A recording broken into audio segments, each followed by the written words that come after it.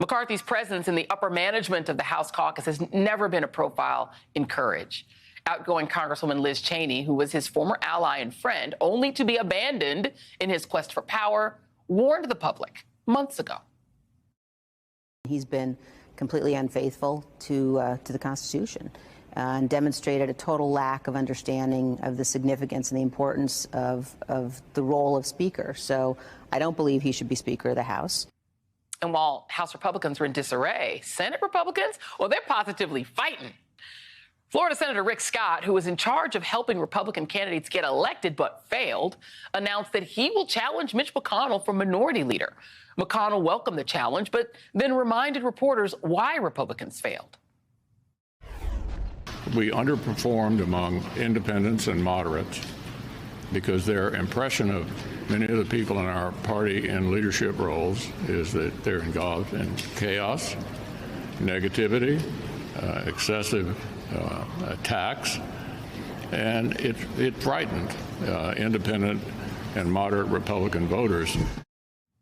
The Republican on Republican cage matches come nearly 24 hours after Arizona, home of Barry Goldwater and John McCain, said no thank you to the well-groomed MAGA heiress Kari Lake. Her loss was the third out of the 4 statewide races for Republicans and stands as a stubborn reminder that the mega MAGA party just ain't working, at least in Arizona, which has reaffirmed its rejection of Trump continuously since he lost in 2020. In just a few hours, the leader of that faltering party, Donald Trump, is set to look that failure in the face and say, "Please, sir, may I have some more?"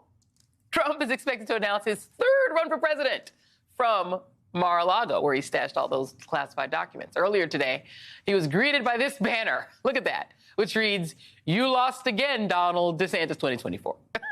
Joining me now is Congressman Khanna of California and Charlie Sykes, editor-at-large for The Bulwark and an MSNBC contributor. I mean, Congressman, it's so bad that Liz Cheney is tweeting red rum tweets, re-nuking Kari Lake for losing. Like, she's like trolling, and she didn't even win her re-election.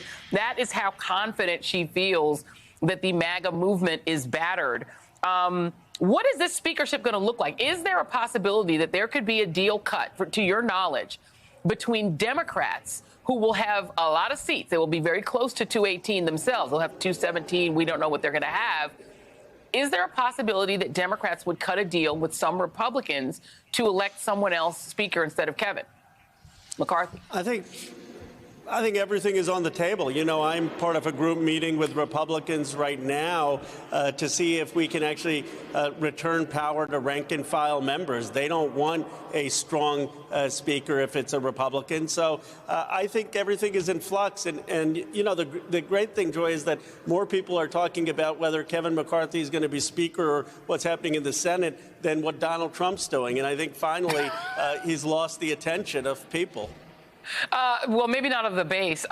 Charlie Sykes, I don't think there's any risk that there'll be a strong speaker if Kevin McCarthy is anywhere near this conversation. He's not a strong human being.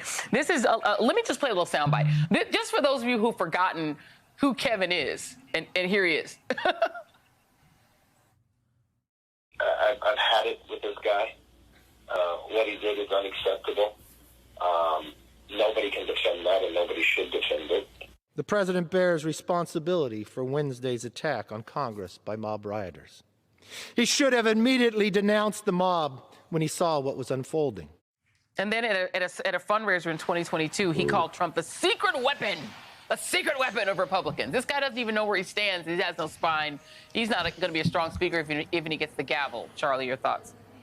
Well, one of his superpowers, of course, is his willingness to self-humiliate, and it has been humiliation all the way down. And this, of course, is the irony that Kevin McCarthy has been willing to give up so much of his character and his power in order to get that gavel. But the gavel is just going to be more humiliation for him because, this nutcase caucus is going to insist on gelding him if he's going to get the votes. Even if he gets the votes, he's not going to have an effective governing majority. And all of this escalated awfully quickly, didn't it? I mean, the all-out Republican civil war, Republican against Republican in the Senate, knives out in the House of Representatives, Matt Gaetz taking shots at Marjorie Taylor Greene. And then, of course, in the middle of all of this, Donald Trump figures this is the ideal time to remind everybody that I am the symbol and the agent of all of this dysfunction and this failure. So this has really been quite a week for Republicans, which in the past have enjoyed watching Democrats in disarray. And they're saying, really, hold my beer. You haven't seen anything like this in a very long time. The media doesn't know what to do because Democrats in disarray is like literally a media meme. They just take it out of a box every year and roll it out. But I mean, Congressman, I wonder if you have some insight into what this House will be like, because Marjorie Taylor, I don't know if she still uses green. I know that there's something going on there marriage-wise, but she's vowing that what they want to do with their majority, what they want to do is investigate Hunter Biden. They want to impeach Joe Biden. They'll just make up a reason. They want to, go after, they want to do theater. Right? They want to impeach Mayorkas because I don't know what they think he did wrong. Is that what you anticipate the House is going to be like? Because it doesn't sound like they want to deal with inflation and crime, which they claimed were the reasons they were running. Sure. Unfortunately, that's all they talk about. And in the committee hearings, all they can talk about is Hunter Biden investigating the president. But I think it's going to backfire.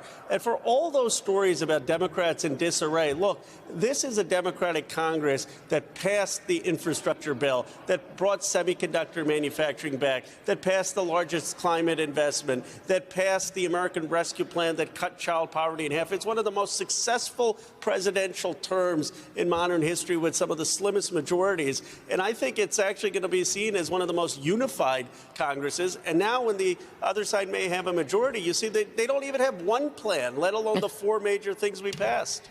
Well, they do have plans in the Senate. Charlie, I do want to talk about this because one of the things that I think Donald Trump exposed is that the elite, the financial elite of the Republican Party had no connection to the base.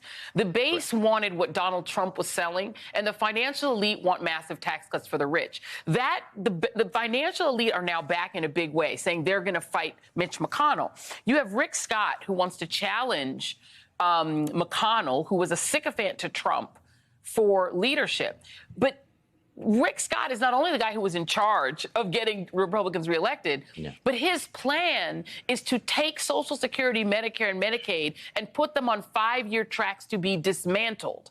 His plan, I mean, this is a guy who presided over $1.7 trillion Medicare and TRICARE fraud and then got elected for governor of Florida. So this guy has presided over crookedness. He wants to essentially make old people poor. And so this is the financial elite saying, we don't like the Trump party. Give us back the party that's going to throw grandma over the side of the bridge. Well, real man of political genius. Look, Rick Scott disagreed with Mitch McConnell. Mitch McConnell said, let's not stand for anything. Let's just, be a blank slate like we were in 2020. Rick Scott came up with a lot of proposals and ideas which were absolutely toxic. But this is an interesting point. I mean, here's a Republican Party that has no agenda whatsoever. They could be engaging in introspection about the extremism, about the effect of Dobbs. They could be talking about what their plans are about inflation, various other policy issues, but they can't do that because they know that Donald Trump and the base are frankly not interested in any of that. It's beside the point. This is the problem of becoming the cult of personality. So you have a party that actually right now doesn't stand for anything other than being in opposition. So at a moment like this, all they can do is turn on one another. Because you'll notice that with all the chaos we've been discussing, they're not debating issues. They're not debating principles or ideas, are they? It's all about power. It's all about ego. And it's all about loyalty to the orange one. Because they don't care about these issues. I've said it before. I'll say it again. And the financial elite want to replace what they see as the rabble of the party who like Trump with more people who will give them more tax cuts for the rich. That's all they really care about. Let's go back to you, Congressman, because there is another big news issue. And I know that you sit on the House Armed Services Committee. What are your thoughts about what's happening in Poland right now? We know there was a missile strike. We're still not clear on all of the details. But what's your perspective and what are House members saying about it? Oh, we don't know it was a missile strike. I should take that back. We know there was some sort of an explosion in Poland, and there is a suspicion that there might be something to do with Russia. Well, it's deeply concerning. Obviously, Poland is a NATO ally. The first thing we need to do is find out, was this a deliberate strike? Was it accidental?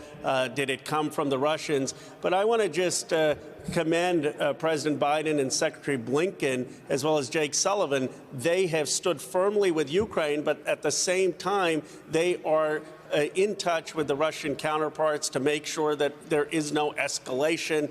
And they have been very responsible in standing with Ukraine, but being cautious of not having accidental nuclear war strikes. So I believe the administration is handling this very responsibly. Are you concerned that if the House puts, we don't know who would be in charge of, the equivalent of the committee that you're on. Are you concerned that somebody that's like a MAGA person, that like a Marjorie Taylor might get that gavel? Is that the kind of deals you're seeing being made? I am concerned. I mean, I'm concerned that the House is just going to turn into launching personal grievances against this president and questioning his integrity. I've said to my Republican colleagues, when Trump was in office, I questioned Jared Kushner because the president decided to put him in charge of Middle East peace. I never went after a single person in Trump's family who wasn't actually in the White House. Hunter Biden has nothing to do with policy. There is a cruelty. There is a cruelty to this Republican Party where they're going after people's families. Yeah, it's what they do. It's the theater that they're trying to create. Congressman Khanna, thank you. Charlie Sykes, thank you very much.